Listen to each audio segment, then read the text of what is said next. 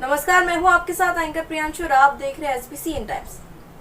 कांग्रेस अध्यक्षा सोनिया गांधी पर ईडी जांच के खिलाफ मंदसौर में कांग्रेस ने दिया धरना। मंदसौर निर्वाचन में वार्ड नंबर 16 से भाजपा प्रत्याशी श्रीमती पिंकी विनय दुबेला ने शानदार जीत की दर्ज, विनर क्लब ने किया सम्मान। समाजसेवी बंसल ने महिला का किया अंतिम संस्कार, पहचान के अभाव में पुलिस द्वारा शव को दफना दिया गया था। और मंदसौर मुक्तिधाम शिवना पुल के नीचे पानी में शव दिखने की सूचना पर शहर कोतवाली पुलिस पहुंची मौके पर। काफी देर सर्चिंग के बाद भी पुलिस को नहीं मिला कोई शव। रुख करते हैं मंदसौर की खबरों की ओर। कांग्रेस अध्यक्ष सोनिया गांधी पर ईडी जांच के खिलाफ देश भर में कांग्रेस का विरोध प्रदर्शन जारी है। मंदसौर में भी जिला कांग्रेस कमेटी द्वारा शुक्रवार दोपहर शहर की गांधी चौराहे पर धरना प्रदर्शन किया गया और ज्ञापन सौंपा गया। जिला कांग्रेस अध्यक्ष नवकृष्ण पाटिल की अगुवाई में कांग्रेसजनों ने धरना आंदोलन में सहभागिता करते हुए केंद्र की मोदी सरकार द्वारा अपनाए जा रहे हथकंडों की निंदा की। इस दौरान महामहिम राष्ट्रपति महोदय के नाम ज्ञापन जिला प्रशासन के प्रतिनिधि तहसीलदार मुकेश सोनी को सौंपा गया। ज्ञापन का वाचन करते हुए जिला कांग्रेस अध्यक्ष एवं पूर्व विधायक नवकृष्ण पाटिल ने कहा कि लगातार केंद्र की भाजपा सरकार द्वारा देश की संवैधानिक संस्थाओं CBI एवं ED इत्यादि का राजनीतिक लक्ष्य प्राप्ति के उद्देश्य से प्रयोग किया जा रहा है।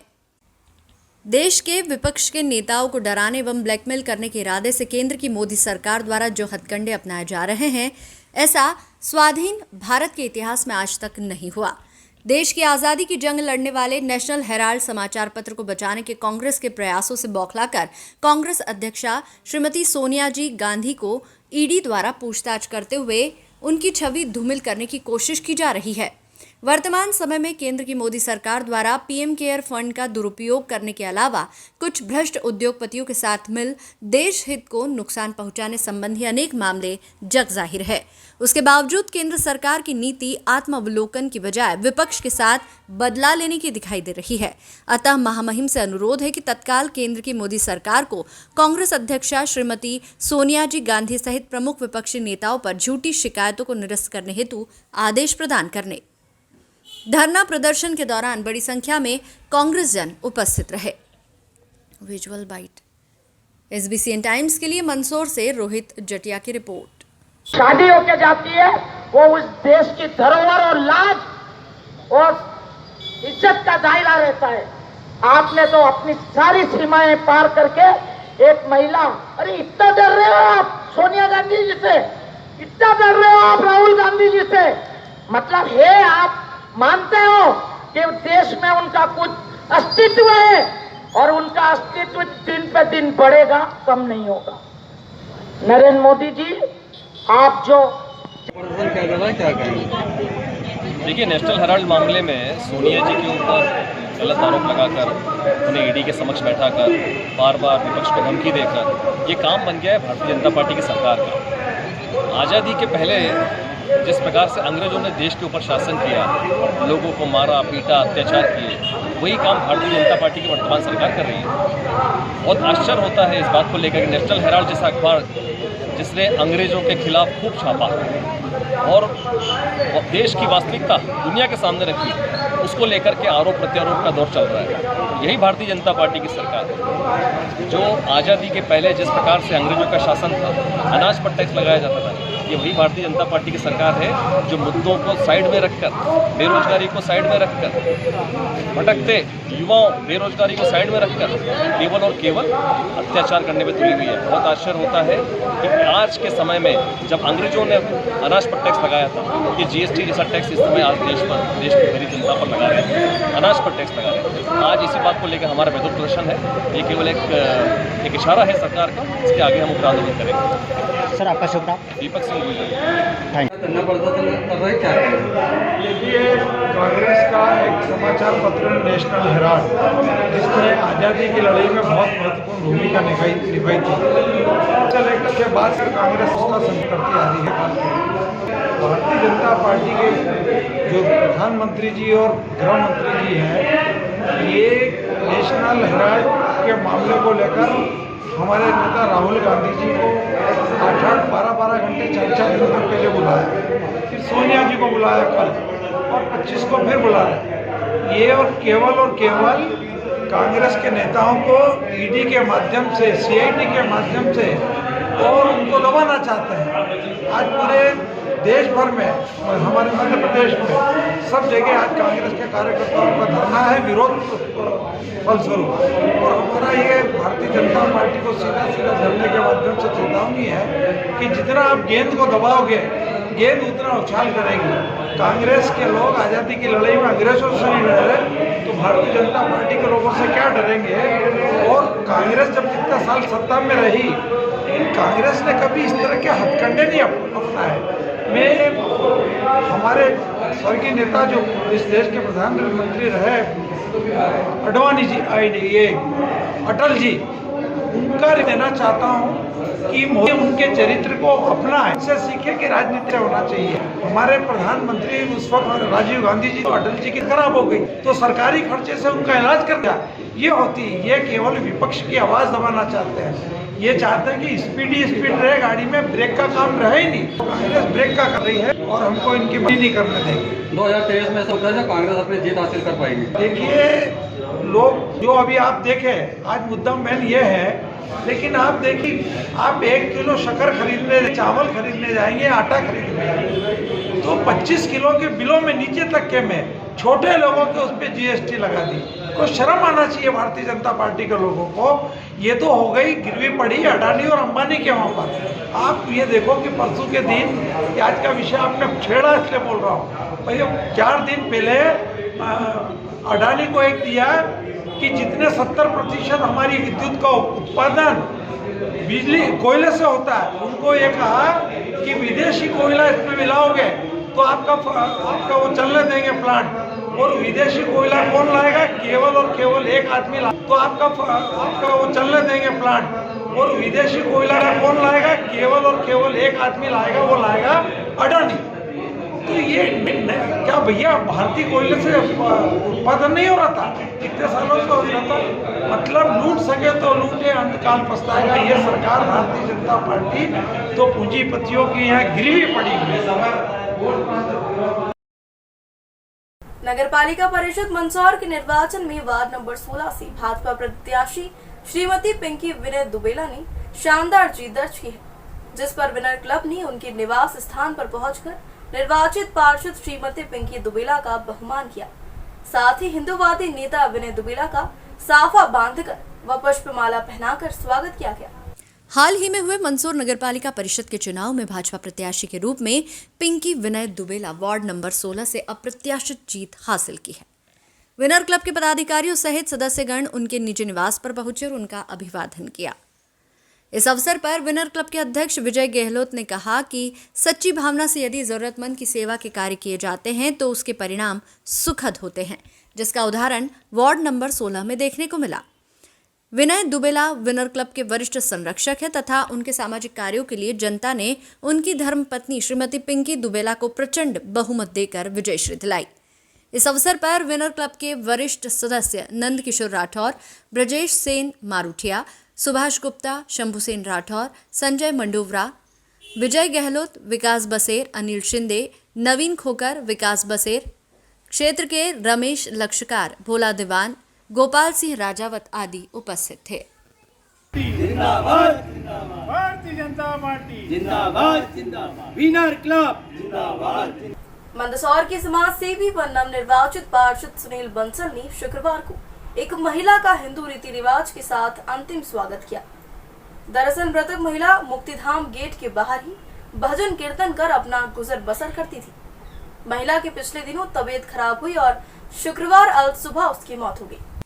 पहचान के अभाव में पुलिस द्वारा शव को दफना दिया गया था, लेकिन जब समाज सेवी बंसल को महिला की जानकारी मिली और परिवार का पता चला तो परिवार के साथ मिलकर दोपहर में हिंदू रीति रिवाज के साथ महिला का अंतिम संस्कार किया। वहीं आगे की रस्में भी पूरी करने की बात कही। दरअसल महिला जिले के बेलारा गांव की रहने वाली थी, जो कि विगत कुछ सालों से मंदसौर में ही रह रही थी और वह मुक्तिधाम गेट के बाहर भजन कीर्तन करती थी और अपना गुजारा करती थी। महिला को आंखों से दिखाई भी नहीं देता था। वहीं पति की मौत भी गत वर्ष दुर्घटना में हो गई थी। कुछ दिनों पहले महिला की तबीयत बिगड़ी और उसे जिला अस्पताल में भर्ती कराया गया, लेकिन महिला ने शुक्रवार अलसुबह अंतिम सांस ली। पुलिस ने महिला को पहचान के अभाव में लावारिस मानते हुए दफना दिया, लेकिन जब महिला के असल परिवार और धर्म का पता चला तो समाजसेवी बंसल ने एसडीएम से आदेश के बाद परिवारजनों के साथ मिलकर शुक्रवार दोपहर सीत शिवना मुक्तिधाम में महिला का हिंदू रीति रिवाज के साथ अंतिम संस्कार किया। आज महिला द्वारा आज में अंतिम संस्कार किया गया, आपने क्या किया? ये उक्त महिला जो मुक्तिधाम है इसके गेट पर भजन कीर्तन गाकर अपना जीवन यापन करती थी। इनको दिखता नहीं था। पिछले कुछ 4 साल पहले इनके पतिदेव के एक एक्सीडेंट में मृत्यु हो चुकी थी और उस शव की पहचान न होने से पुलिस ने उसे दफना दिया था। ये भी समाज से है। जब मुझे जानकारी मिली तो हमने उसका फ़ोटो के आधार पर यहाँ तलाश करी तो पता लगा कि ये स्वर्गीय मांगी भाई जो आज देहांत हुआ है इनके पतिदेव थे। और यहाँ के स्थानीय लोगों ने भी जब बाद में बताया तो हमने एसडीएम कोर्ट से उस शव का उत्खनन कराकर हिंदू रीति रिवाज के अनुसार उसका यहाँ पे अंतिम संस्कार किया। आज ये 4-5 दिन से महिला बीमार थी। इनके भाई पास गांव में रहते हैं, वहाँ पर इनको खबर मिली थी तो इन्होंने इसको भर्ती कराया और आज सुबह 4 बजे इनकी मृत्यु हो चुकी थी। महिला कहाँ की रहने वाली थी? ये बेलारा गांव की है, पर यह बरसों से यहीं पर जो है अपना जीवन यापन कर रही थी। परिवार के लोगों ने ले जाने का भी प्रयास किया, जो इनके भाई हैं और भी कोई रिश्तेदार हैं छोटे मोटे, पर ये महिला यहीं पर रम सम गई थी तो कहीं जाने को तैयार नहीं थी। अकेले ही शमशान घाट में सोना, पास में जो शिव मंदिर है वहाँ भक्ति करना, और प्रभु ने आज इन्हें अपने श्री चरणों में बुला लिया। और जब परिवार के लोगों ने बताया तो इसके हम अंतिम संस्कार के लिए यहाँ आए और बड़े हिंदू रीति रिवाज के अनुसार इनका हम यहाँ अंतिम संस्कार किया है। और जो बाकी की रस्में हैं, उठाना वगैरह, इनके अस्थि कलश को लेकर हम हरिद्वार जो जाते हैं बराबर लेके जाएंगे। हम प्रभु से प्रार्थना करते हैं कि मांगी भाई को भगवान अपने चरणों में स्थान दें। एसबीसीएन टाइम्स के लिए मंदसौर से रोहित जटिया की रिपोर्ट। मंदसौर मुक्तिधाम शिवना पुल के नीचे पानी में शव दिखने की सूचना पर शहर कोतवाली पुलिस मौके पर पहुंची है। काफी देर सर्चिंग के बाद पुलिस को यहां शव नहीं मिला। गोताखोर की मदद से भी सर्चिंग करवाई गई, लेकिन किसी पुरुष के कपड़े यहां पानी में तैरते दिखाई दिए, जिन्हें हटाया गया है, लेकिन किसी प्रकार यहां कोई शव दिखाई नहीं दिया है। दरअसल कोतवाली पुलिस टीम को कंट्रोल रूम से पानी में शव होने की सूचना मिली थी, जिसके आधार पर मुक्तिधाम शिवना पुल के नीचे पुलिस टीम पहुंची और शव की तलाश की गई। पुलिस ने गोताखोर की भी मदद ली, लेकिन कोई शव नहीं मिला। यहां पानी में किसी पुरुष के कपड़े जरूर तैर रहे थे। संभवतः इसी शक के चलते पुलिस को किसी ने सूचना दी होगी। गोताखोर ने पानी में तैर रहे कपड़ों को हटाया, फिर भी कुछ नहीं मिला, लिहाजा पुलिस को सर्चिंग के बाद लौटना पड़ा।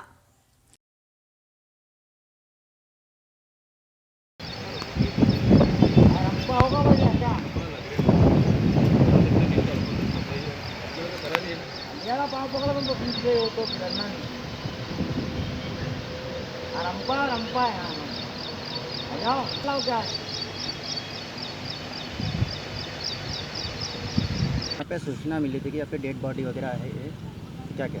कंट्रोल रूम से सूचना मिली थी कि शिवना नदी के पुलिया के रेलवे पुलिया के पास कोई डेड बॉडी तैर रही है पानी में। उसकी तस्दीक हेतु कोतवाली से यहाँ आए, देखा और एक बंदे को अंदर उतार के उस डेड बॉडी सरी के कपड़े को हटाया तो वो कपड़ा ही निकला, डेड बॉडी नहीं थी उसमें, कोई डेड बॉडी नहीं है। सर आपका शुभ नाम? Hukum Singh Ranawat, ASI। Thank you.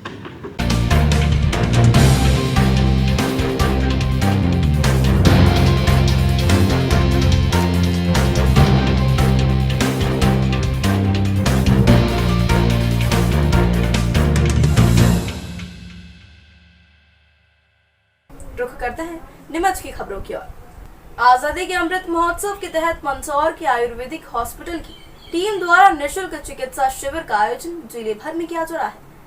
शुक्रवार को यह आयोजन मंदसौर शहर की मदारपुरा क्षेत्र में हुआ, जहां आयुर्वेदिक चिकित्सालय की टीम द्वारा विभिन्न प्रकार की स्वास्थ्य जांचें आम नागरिकों की गई है तथा उन्हें स्वस्थ रहने के प्रति जागरूक किया गया है।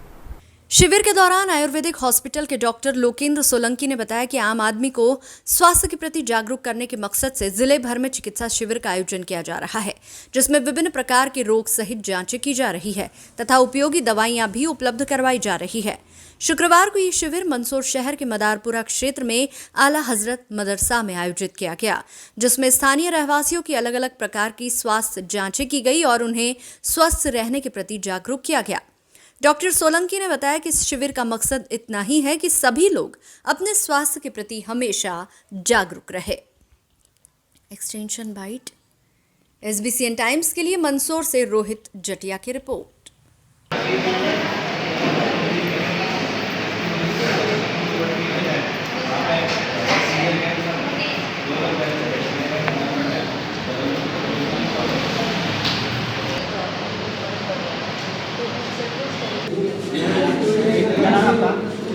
जी सर, आपका क्या नाम? मेरा नाम डॉक्टर लोकेंद्र सोलंकी है। ये आज यहाँ पे उपचार किया जा रहा है, कौन से उपचार किया जा रहा है, क्या क्या? सर, हम लोग मंदसौर आयुर्वेदिक हॉस्पिटल की एक टीम है। हम पूरे मंदसौर में और आसपास जाकर लोगों को हेल्थ के बारे में अवेयरनेस, एजुकेशंस बढ़ा रहे हैं, लोगों का फ्री जांच कर रहे हैं, लोगों का इलाज कर रहे हैं। जगह जगह जाके हम लोगों को हेल्थ की बारे में समझा रहे हैं सर। आप लोगों ने कितने जगह की जांच की गई? आज हम लोगों ने लगभग 100 लोगों की 110 लोगों की लगभग जांच कर ली है। इसमें हम लोगों का शुगर, ब्लड प्रेशर और विभिन्न प्रकार के, हमारे पास एक जो टीम है वहाँ पर गायनिक वाली टीम है, ENT की टीम है, आँख के डॉक्टरों की टीम है, हमारे पास मेडिसिन के डॉक्टर की टीम है। हम लोगों का इलाज कर रहे हैं जगह जगह, चाहे वो गरीब बस्ती हो, वहाँ पर हम लोगों का निःशुल्क इलाज कर रहे हैं। हमारा एक ही मकसद है, एक ही मिशन है कि मंदसौर और जहाँ तक हम लोगों की अप्रोच है वहाँ तक लोग स्वस्थ रहें। ये अभी हम मदारपुरा में कैंप लगाए हैं। मदारपुरा में ये आला हजरत मदरसा है, यहाँ पर हमने कैंप लगाया है। यहाँ पर हम लोगों की निःशुल्क जांच कर रहे हैं, लोगों का निःशुल्क स्वास्थ्य परीक्षण कर रहे हैं, लोगों का हम दवाई दे रहे हैं। यदि यहाँ से कोई कॉम्प्लिकेटेड पेशेंट है, यदि जिसको ज़्यादा दिक्कत है, उसको हम हमारे मंदसौर आयुर्वेदिक कॉलेज हॉस्पिटल में भर्ती कर रहे हैं, जहाँ पे उनका निःशुल्क इलाज किया जाएगा। ठीक। शुक्रवार को नीमच कलेक्टर मयंक अग्रवाल कलेक्ट्रेट कार्यालय की मुख्य गेट पर राष्ट्रीय आजीविका मिशन द्वारा संचालित किए जा रहे तिरंगा ध्वज स्टॉल पर, जहां कलेक्टर मयंक अग्रवाल ने राष्ट्रीय ध्वज खरीदा और हर घर तिरंगा अभियान के तहत सभी से अपने घरों पर राष्ट्रीय ध्वज फहराने की अपील की है। गौरतलब है कि शासन द्वारा आजादी के 75वीं वर्षगांठ के अवसर पर, स्वतंत्रता दिवस के अवसर पर सभी घरों पर राष्ट्रीय ध्वज फहराने का निर्णय लिया है। साथ ही सभी से अपील की है कि वे भी ध्वज खरीदें और 15 अगस्त के दिन अपने घरों पर लगाएं। इस अवसर पर SDM ममता खेड़े, राष्ट्रीय आजीविका मिशन के अधिकारीगण व अन्य प्रशासनिक अधिकारी भी मौजूद रहे।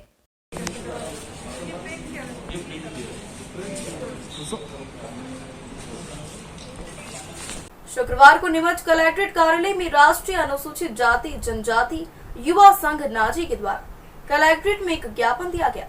जिले में संचालित अनुसूचित जाति जनजाति कल्याण विभाग के छात्रावास की जर्जर हालत के संबंध में यह ज्ञापन राज्यपाल के नाम ST ममता खेड़े को दिया गया। ज्ञापन में बताया गया कि जिले के अधिकांश छात्रावास की हालत जर्जर हो रही है और इससे वहां रहकर अध्ययन करने वाले छात्रों और छात्राओं को काफी परेशानी हो रही है। अतः सभी छात्रावासों की जल्द से जल्द मरम्मत की जाए। यहाँ जिले के समस्त अनुसूचित जाति अनुसूचित जनजाति के संचालित जो भी छात्रावास है उसमें काफ़ी अनियमितता हो रही है। विशेष करके फिर यहाँ की छतें दीवारें टूटी हुई है, जिससे पानी जर्जर अवस्था में अभी पानी का भी मौसम है, तो क्या है कि कई दीवारों से पानी गिर रहे हैं और छतें पे टपक रही है, कई टूटी हुई अवस्था में छतें हैं, जिससे फिर आशंका दुर्घटना होने की आशंका बनी रहती है। और यहाँ पे जैसे कि सभी ये अनियमितता के कारण एक माह पूर्व भी मतलब ये स्कूल संचालित हो गए थे और 1 महीने बाद इन्होंने भी प्रवेश प्रारंभ किया है। ऐसी कई भी असमस्या है और जो दूर दराज से जो छात्र आते हैं उनको भी समय से उनको भी जो लाभ मिलना चाहिए वो नहीं मिल पा रहा है। रंगाई पुताई भी यहाँ होती नहीं टाइम से। जो पेयजल की व्यवस्था है उसमें भी अव्यवस्था है। ऐसे कई भी कारण को लेकर हमने आज ज्ञापन दिया है। और इसमें भी जैसे कि झाड़ियाँ वगैरह, ये समस्त जिलों के भी छात्रावास है। जिले में जितने करीबन 10 छात्रावास है जिनकी हालत, हाँ, जिनकी हालत भी बहुत दयनीय है। और यहाँ जो भी लाभ मिलना चाहिए SC ST के वर्ग को जो नहीं मिल पा रहा है, इसको लेकर हमने भी ज्ञापन दिया है। क्या नाम है आपका? नंद किशोर दोबावत, राष्ट्रीय अनुसूचित जाति अनुसूचित जनजाति जिलाध्यक्ष नीमच। शुक्रवार को नीमच कलेक्टर कार्यालय में शहरी आजीविका मिशन द्वारा लगाए गए स्टॉल पर जिले के प्रशासनिक अधिकारी और पत्रकार पहुंचे, जहां सभी ने सरकार के हर घर तिरंगा अभियान के तहत झंडा खरीदा। इस दौरान ADM सुश्री नेहा मीणा, जिला पंचायत के अतिरिक्त CO Arvind Damor, deputy collector Shivani Garg, Akanksha Kansotia सहित नीमच के पत्रकारगण मौजूद रहे। सभी लोग हैं कि हम स्वयं इंस्पायर हों। 15 अगस्त आने वाला है, आप जानते हैं कि सब लोग झंडा परचेज़ करें, हमारे तिरंगे का सम्मान है, पेट्रोटिज्म की फीलिंग आती है। इसी उद्देश्य के साथ ये अभियान शुरू किया गया था। मात्र 60 रुपये का झंडा है। विभिन्न जगह पर इसकी स्टॉल लगाई गई है। सहूलियत के लिए एक स्टॉल हमने कलेक्ट्रेट में भी लगाई है। तो सभी लोग इंस्पायर हों, खुद आएँ, लें और अपने यहाँ पे झंडा आवश्यक तौर पे लगाएं। हमारा टारगेट ये रहेगा कि नीमच जिले के अंदर जितने भी घर हैं वहाँ पे हम लोग कम से कम कोशिश करें कि हम लोग 60 से 70% जनता को तो एटलीस्ट टच कर सकें। प्रयासरत हम हमारे सभी घरों के लिए रहेंगे और इसीलिए मेरी आप सभी से ये अपील है कि सभी लोग इसमें हिस्सेदार बने। ये हमारी बहुत महत्वपूर्ण जिम्मेदारी है कि हम ना सिर्फ हम खुद सीखते आए हैं, यही हम लोग हमारे बच्चों को भी सिखाएं। हर स्कूल में आप जानते हैं कि झंडा जब भी 15 अगस्त आता है तो झंडा बनवाया जाता है। तो वो वाला जो झंडा है वो बना बनाया आप लोगों को मिल रहा है, वो लेकर जाएं और आवश्यक तौर पे इसमें हिस्सेदार बनें। शुक्रवार को नीमच कलेक्टर कार्यालय में बड़ी संख्या में कांग्रेसी कार्यकर्ता और पदाधिकारी पहुंचे, जहां उन्होंने नारेबाजी करते हुए महामहिम राष्ट्रपति के नाम एक ज्ञापन दिया है।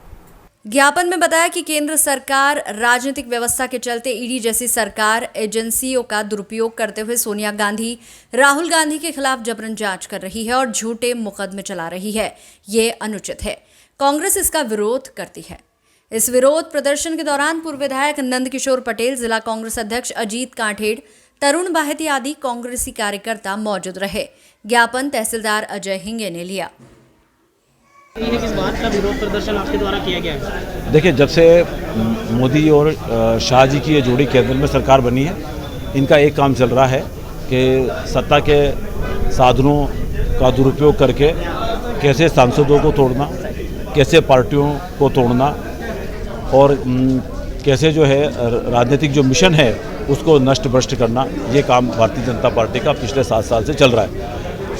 ऐसे अनेक अवसर आए हैं जब हमने देखा कि सांसदों को, विधायकों को और मंत्रियों को लोभ लालच देकर के तोड़ने का काम किया।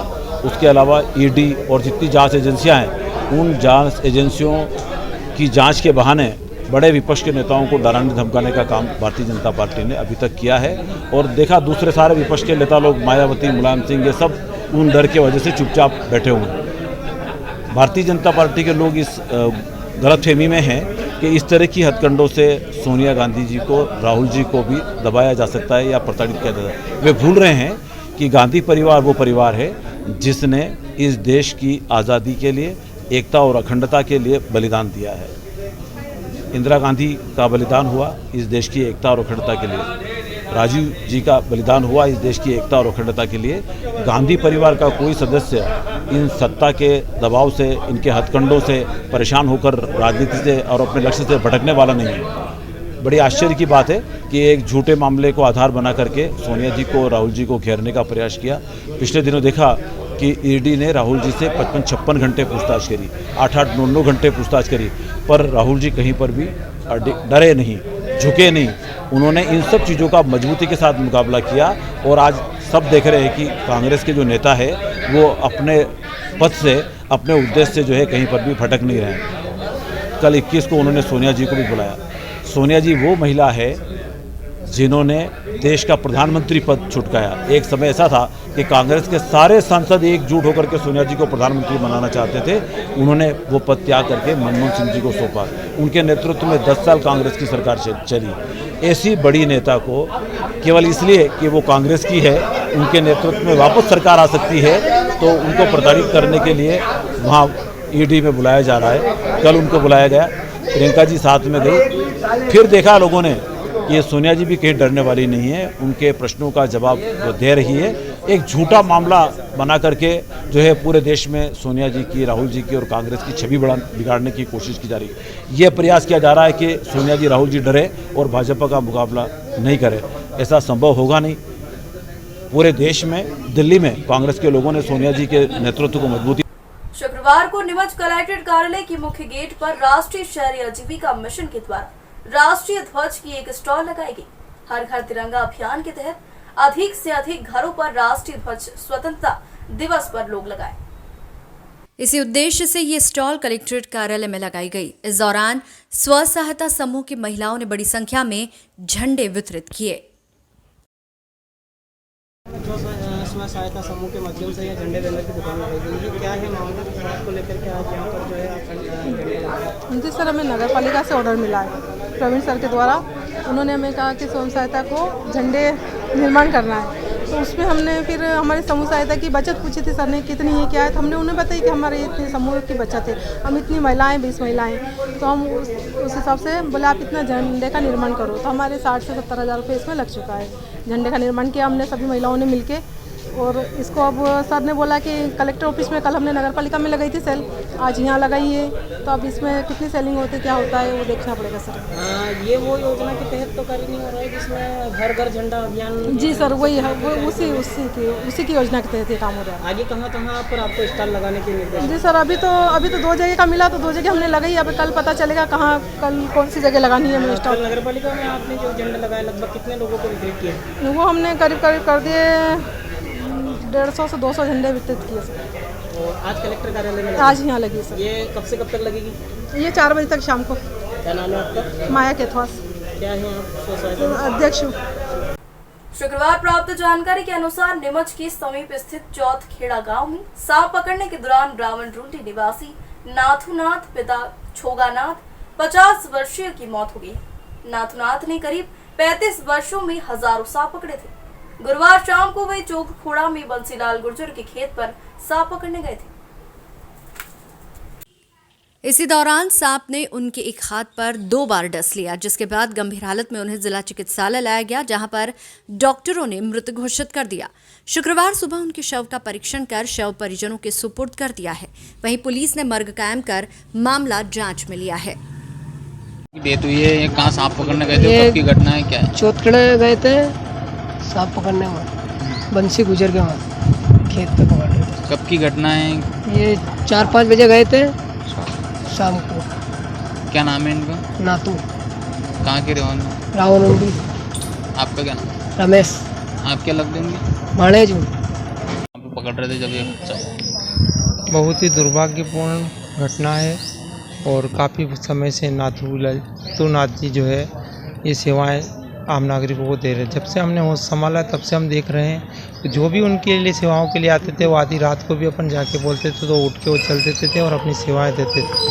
आज जो घटना हुई चौथखेड़ा में, जो घटना हुई जहाँ पे वो ये सेवाएं देने के लिए गए थे, तो वहाँ सांप ने उनको डस लिया और बहुत ही दुर्भाग्यपूर्ण है और इसके लिए मैं अपनी ओर से शोक संवेदना प्रकट करता हूँ। ईश्वर उनकी आत्मा को शांति दे। मतलब इन्हें लगभग कितने सांप पकड़ लिए होंगे अब तक, जब तक 30-35 साल हो गए? हजारों की संख्या उसकी हो सकती है, क्योंकि जब से देख रहे हैं बारिश का मौसम जब भी शुरू होता 3-4 महीने तक वो कंटिन्यू अपनी सेवाएं देते थे और पिपली चौक हो या रावनडी हमेशा अवेलेबल रहते थे। कोई भी व्यक्ति उन्हें आसानी से बुला के ला सकता था और वो उसी वक्त चल देते थे उनके साथ में।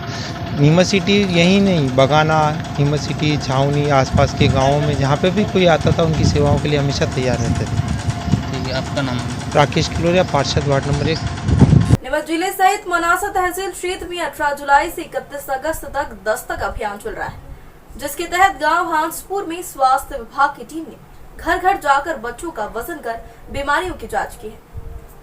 दस्तक अभियान में जन्म से लेकर 5 वर्ष तक के बच्चों को बाल मृत्यु में कमी लाने के लिए बाल कुपोषण नियंत्रण, एनीमिया नियंत्रण, दस्त रोग नियंत्रण, ORS व जिंक की गोली का सेवन करना, निमोनिया का संस्था आधारित प्रबंधन, विटामिन ए कुपोषित बच्चों को NRC में भर्ती कराना व जन्मजात विकृति वाले बच्चों का उपचार किया जाना जैसे कई विषयों पर गांव में बच्चों की जांच की गई, जिसमें करीब 25 बच्चों की जांच व साथ ही 60 वर्ष से अधिक वर्ष के बुजुर्गों को टीके लगाए गए।